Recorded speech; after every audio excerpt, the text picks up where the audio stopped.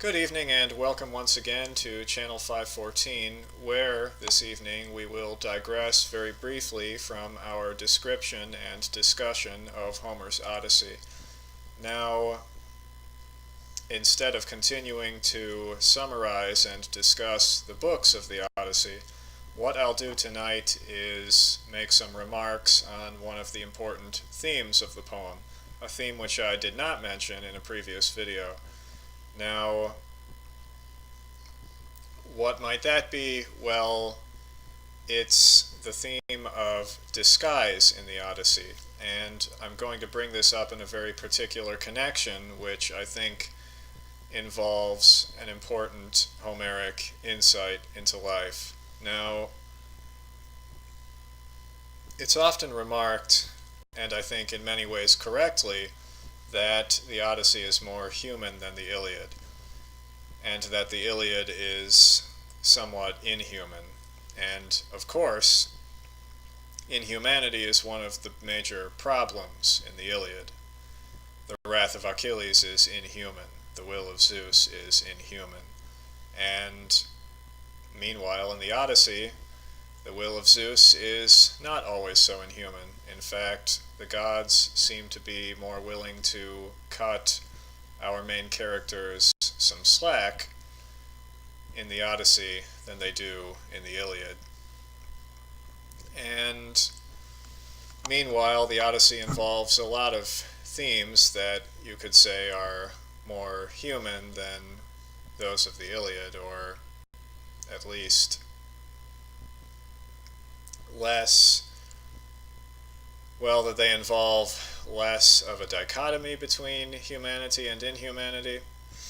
And themes like this, of course, would include family and hospitality and friendship and, let's see, what else? Well, honest work would be one thing, village life or small-scale society would be another. But in another way, and I think an important way, there's something about the Odyssey that may strike us as inhuman, or that, to put it differently, relates to or points to something in human life or in human behavior that is in fact a painful and disconcerting reality, but also something pretty important and almost indispensable in the business of living life. And what I'm alluding to is Homer's use of Odysseus's alter ego, the Cretan, in the Odyssey. Now, if you know much about ancient Greek society, you may be aware that the people of the island of Crete, Cretans, that's with an A-N, not an I-N, so not a foolish person, but a person from Crete, Cretans have a reputation, had and still have a reputation for being volatile and dangerous and even dishonest. And in fact, this is said explicitly even in the New Testament. So if you go to the letter to Titus, the letter to St. Titus, the Apostle of Crete, purportedly by St. Paul, you'll find at chapter 1, verse 12, a remark about how one of their poets, one of the poets of Crete, has said that the Cretans are liars, that they are gluttons, that they are lazy, etc. So I don't have it ready to hand, but I've looked this up in several translations, and they're all substantially the same. And of course, our author, the inspired author there, is quoting a Cretan poet, Epimenides. Now, the inspired author calls Epimenides a poet when he is also one of the pre-Socratic philosophers. So if you're curious about him, then you can find a life of Epimenides in the Lives of the Philosophers by Diogenes Laertius. I have that here, but there's not much point, or it would take too long, I think, to expound on that and to read some of his life to you. But there are some interesting stories about him, and Diogenes Laertius also includes in his Life of Epimenides a purported letter either by Solon to Epimenides or vice versa, Solon, of course, being the great Athenian statesman and lawgiver. But so that will tell you, of course, that Epimenides lived in the 7th century BC. Now, let's see where to go from there. Well, you may remember, if you're familiar with the plot of the Odyssey, that after he has returned home to Ithaca, Odysseus meets different characters. He meets Athena, who herself is disguised as a shepherd, immediately after waking up and finding himself on Ithacan shores once again, having been safely deposited there by his friends the Phaeacians. And Odysseus then tells Athena a story, a made-up story about his made-up self, in which he hails from Crete and has had a series of adventures that brought him to Ithaca. And we'll take a look at that passage shortly. Now, he again, I believe there are 5 of these instances. He again tells a Cretan tale when he meets his loyal swineherd, Eumaeus, and again when he meets Penelope, his faithful spouse, and at least one more time when he meets his father, Laertes. And, of course, Athena is helping Odysseus by making him appear to be an old beggar, by giving him a disguise, so to speak. And, of course, Athena is very sympathetic, as we'll see, with Odysseus's canny ways and with his constantly donning masks and disguising himself or hiding his true identity until it's safe for him to reveal not only who he is, but what he wants and what he's after.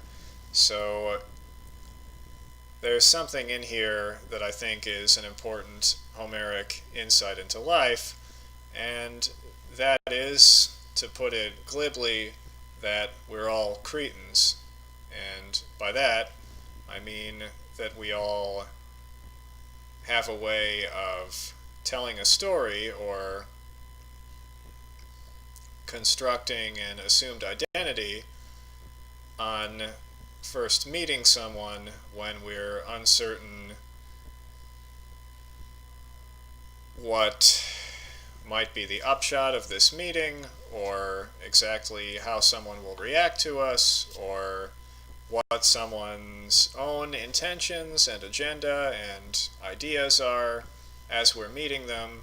And so we meet someone and we don't immediately tell all, or we don't immediately show our true selves. And this is so even when we don't have some hidden agenda, so to speak, or something dark or wrong or wicked that we want to hide, but we do this anyway as a sort of precaution.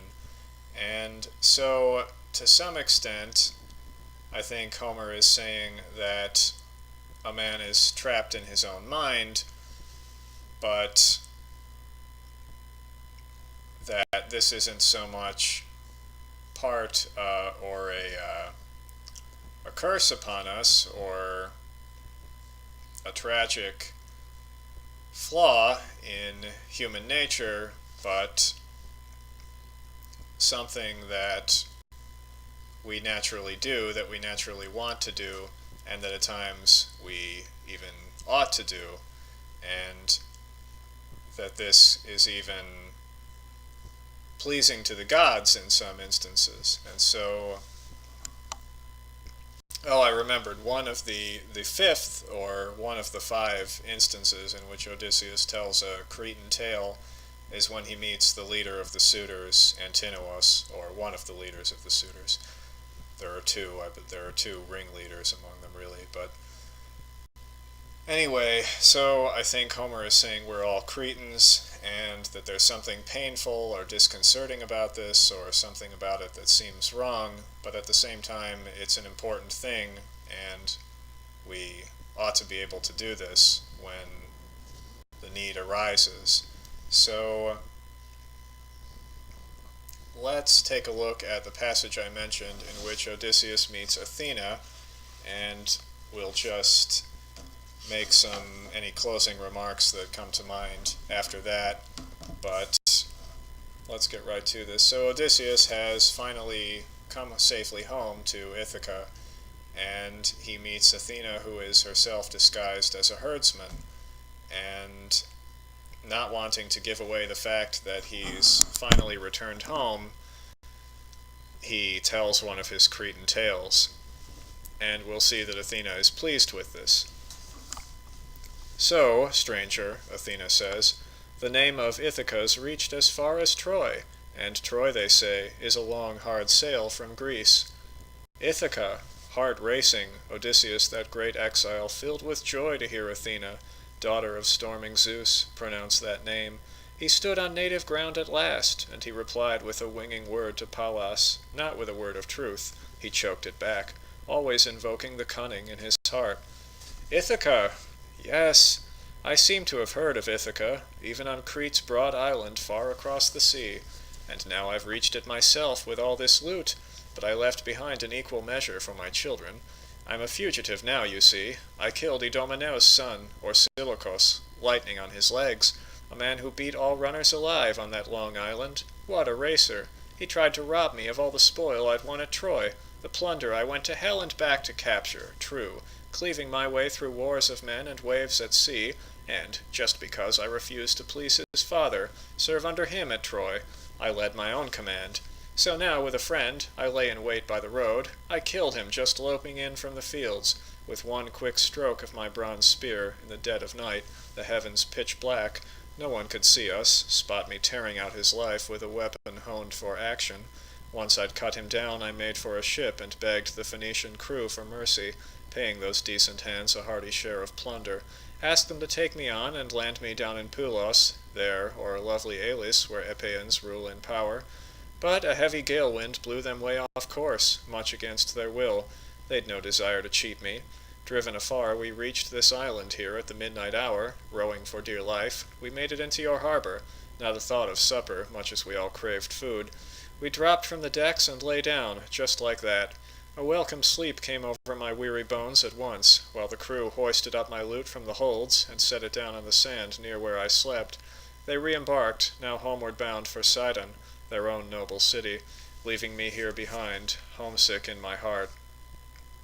As his story ended, Goddess Athena, gray eyes gleaming, broke into a smile and stroked him with her hand, and now she appeared a woman, beautiful, tall, and skilled at weaving lovely things. Her words went flying straight toward Odysseus. Any man, any god who met you, would have to be some champion lying cheat to get past you, for all-round craft and guile. You terrible man, foxy, ingenious, never tired of twists and tricks. So, not even here, on native soil, would you give up those wily tales that warm the cockles of your heart. Come, enough of this now. We're both old hands at the arts of intrigue. Here among mortal men you're far the best at tactics, spinning yarns, and I am famous among the gods for wisdom, cunning wiles too. Ah, but you never recognized me, did you? Etc.